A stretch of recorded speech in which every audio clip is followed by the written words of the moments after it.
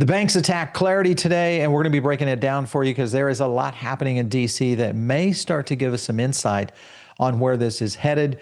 For you guys to get into self-custody, I want to thank our sponsor. This is where you go. It's very easy. Set up your own wallet over on Tangem.com. It is the go-to place for anybody holding crypto, so you can pretty much put anything on it. So just check out Tangem.com. Using our link is going to give you a little bit of a discount to get going. Couple of things happening within Clarity. Actually, a lot of things happening, but the biggest news for today was this right here, and that is the drop of the text of how this is going to go into the Senate. Note here, guys, 616 pages are in this document. This is up 200 to 300 pages. All of this has been centered around ethics as we start to boil down to the final few days that are coming, and that is 14 days away from Senate, of course, going into their recess. Remember, the House is out this week, but the Senate still has a few more days to be able to line this up and possibly get a position going into it. Now, there's a lot of people looking at something that is going on right now. If you just take a look at the Polymarket, it has been a whipsaw where we've seen the low coming in around 30%. And now, of course, the reversal after what people thought would be a little bit of a pushback from the Trump administration around ethics. That, of course, is starting to shift in terms of the tide. And there's a few reasons why. One thing to note right here is this whole point that Senator Tom Tillis might throw the banks a bone with circuit breaker language. That was not the case. And of course, with that, one of the things that they will use as an attack vector, well, they kind of revealed it right here. This is the U.S. Hispanic Chamber of Commerce. This is the area they're going into. And the point they get at is, again, this BS around accelerating deposit flight. You guys know we've talked about this. It's been proven against over and over again with report after report, economic study. All of this has been disproved. And of course, the banks continue to hook on that. All right, so who is the U.S. Hispanic Chamber of Commerce? How do they set up there? So who's behind them? Well, if I look at their sponsorship opportunities, you can start to see some of their big ones, their national conferences coming up. They break it down. There's the national conference co-chair, 250 grand you can get for that. Then you get into the corporate signature, around 100 grand, another 50 for corporate platinum, gold corporate at 25. So they got some good deals here. Now, if you go over to their event, well, look at what we find out. The corporate co-chair, Bank of America. And then who is this? A signature sponsor? That's 100K from JP Morgan Chase. And then you have, of course, what is Wells Fargo? What's the deal? Are they being cheap here or what? But that's the fact. You've got all these banks supporting this. And of course, it is one of those last ditch efforts that they're trying to get across the line. We talked about it early this week. What would they do? What kind of strategy would they use? Well, this is one of the strategies they've tried to use.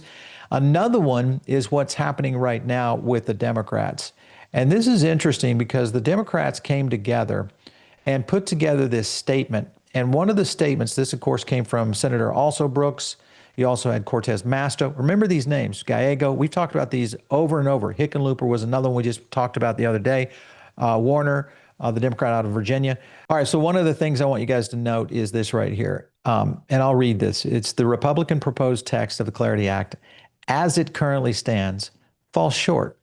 Key provisions, including those addressing ethics for elected officials, consumer protection, illicit finance, conflicts of interest, and of course, market integrity, must be strengthened. We have been working in good faith with our Republican colleagues for the past year, and will continue to do so to get this over. What is going on here? These were the people that supposedly were against it. This is a very soft-spoken term, and I think this showcases some very interesting issues ahead. Now, I want to go to a clip here. This is Senator Lummis, and this goes back to the banks, which I think are continuing to hammer and put pressure on these senators, and I think it's starting to show. Take a look. Understand, though, and I understand, as do you, that the banks had their concerns, and you've spoken with Jamie Dimon about those concerns. We haven't seen any evidence of that people are taking money out of deposit accounts, by the way. In fact, the last couple of banks that we reported on, which on earnings last week, their deposits were up. So we're facing some headwinds.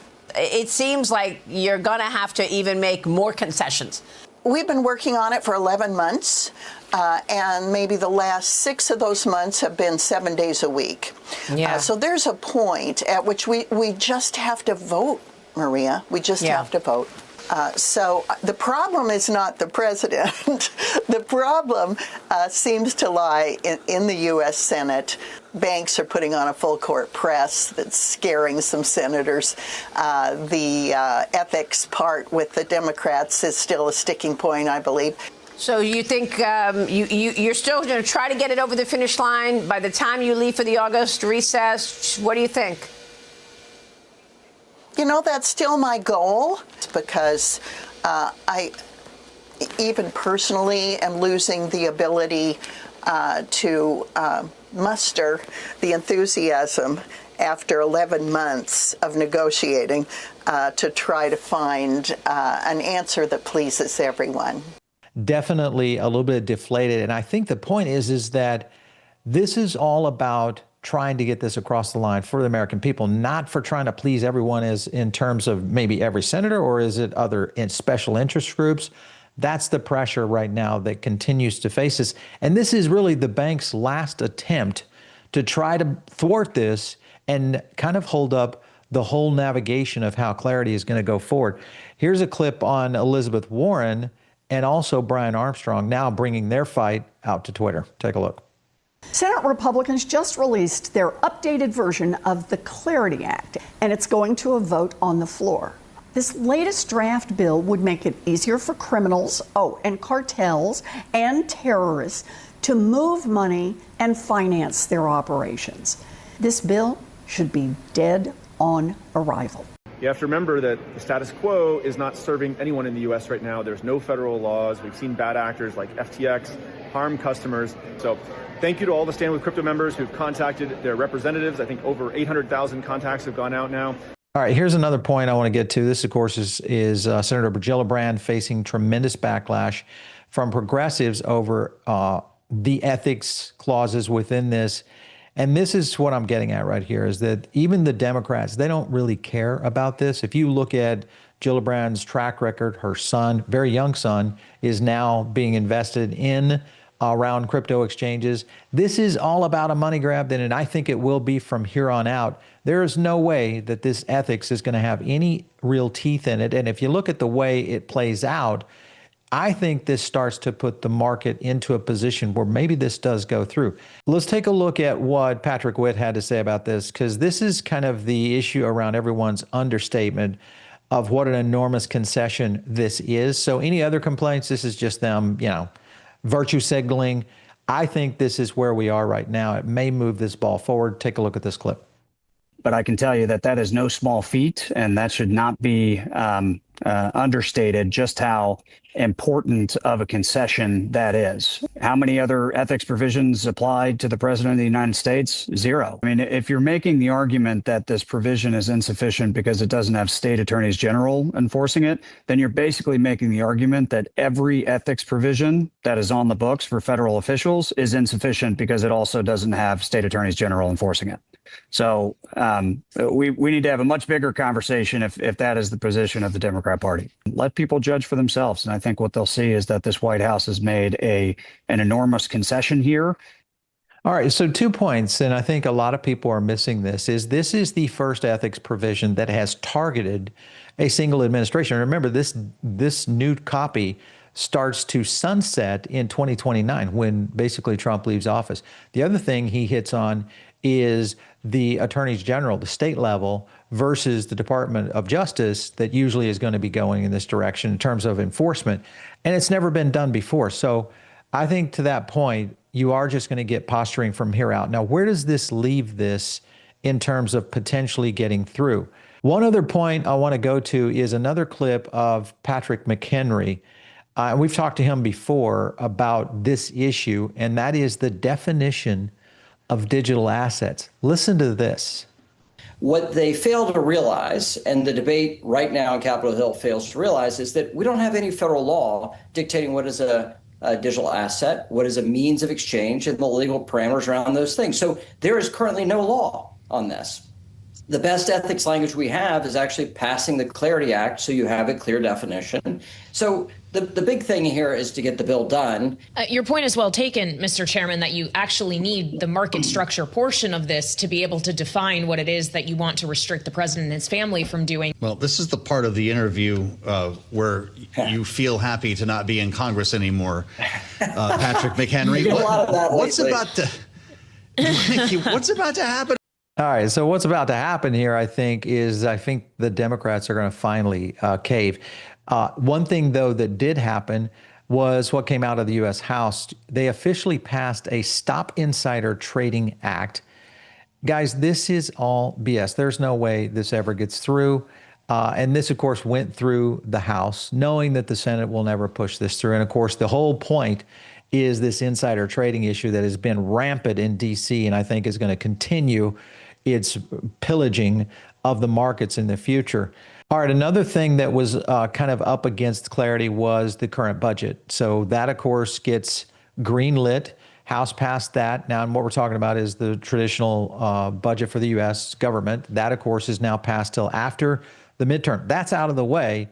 All of this lining up. And here is something that you have to be ready for. John Thune plans to hold a vote next week on clarity, as soon as next week, even without a deal with the Democrats. So be ready for that, guys. This could change things up. Now, I've got a clip here that gets into Dana Love talking about, this is kind of the bearish side of it, because when you look at where these votes are going to come from, just take a look. My current odds of success are 15%. Almost every outlet is printing that clarity needs 7 Democrats. That number is wrong. Senator Mitch McConnell has not cast a floor vote since June 11th. Senator Rand Paul and Senator Josh Hawley both voted against the Genius Act. Galaxy Research and I expect both of them to oppose clarity. That's 50. 60 minus 50 is 10. CoinDesk published the same logic this morning. Their words, the Senate is expected to need at least 10 Democrats. Count the Democrats who have publicly endorsed the ethics provision. 0. Count the ones on record against it or conditional on changes. Gallego, Alsobrooks, Gillibrand, Warren, Murphy, Van Hollen, Merkley. That's 7 named senators, and the first 2 are the only 2 who ever voted for this bill in committee. There is one more variable. Senator Lindsey Graham died on July 11th of an aortic dissection. Governor Henry McMaster appointed his sister. She has no voting record on crypto. As far as I can tell, no one has asked her where she sits on this. Yeah. All right, so exactly. You're going to get, I think, a standard rubber stamp coming out of Lindsey Graham's sister. So that's a vote. And then you look at the roll call and where this has been in the past. The Republicans have been overly prominent around supporting crypto. I don't think that changes. Clarity went through the House a year ago, guys. And if you break it down by votes by party, you can pretty much see the Republicans are not going to bend on this. They're going to pass it through.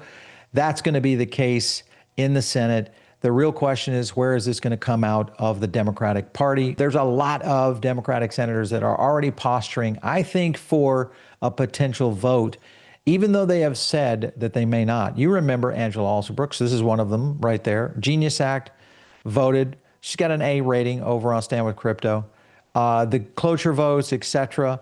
All of this, all posturing, guys, all posturing. When you look at something that was dropped over on Punchbowl News, this is all, again, virtue signaling. This was John Curtis and John Corn talking about Wednesday night. They were going to share concerns with the banking sector about the impact of stablecoin yield on the community bank deposits. Crypto is not going to be loaning money for small businesses. That was Corn saying that. So you look at what Corn has done, and you can kind of see it right here. Here's Corn, cloture vote on the Genius Act. Yes, yes, yes.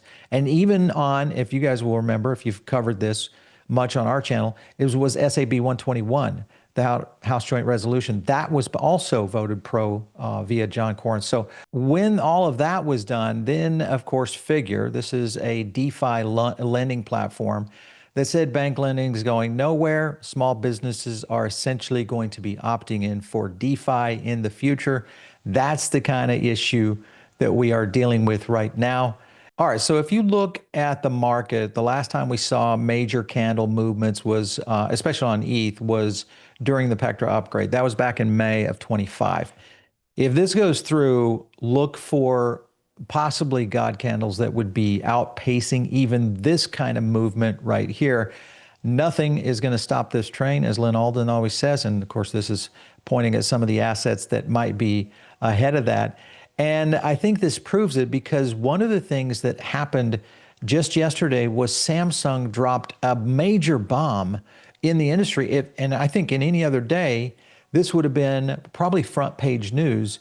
They're launching stablecoins. Take a look. And today, we're bringing Samsung Galaxy Card, launching in the US in partnership with Barclays and Visa. And looking ahead, Samsung Wallet will expand beyond cash and savings. It will embrace new forms of digital value, including stablecoins.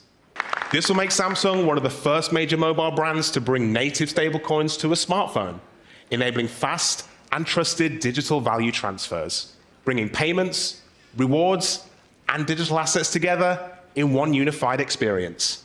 All right, so guys, that is such huge news. It is one of the first, and we've talked about this on the show a lot, is what major retail or retail-facing company would make the move first? Well, clearly it looks like it's going to be Samsung. But if you look at the market in general, they must have been looking at this, and that is stablecoin transactions right there, $360.4 trillion. That's since the beginning of where we have been tracking this. This is, of course, showing up on Visa. If you look at some of the transaction level, stablecoin transactions by blockchain, you can start to see some major movements here. The ones that are coming down, Tron, you see that. Solana starting to climb up. So when you look at the dominant players here, it is mostly going to be ETH and Solana. Stablecoin transaction count by blockchain. I'll zoom in on that so you guys can see this and where this growth is happening. There's Ethereum right there in the blue.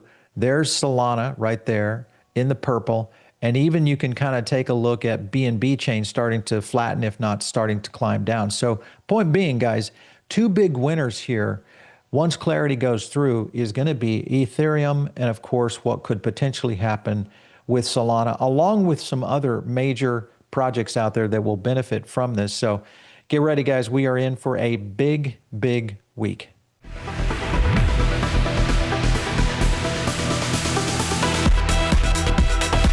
If you like this video, hit like and subscribe, drop a comment down below, and also join our free private member group.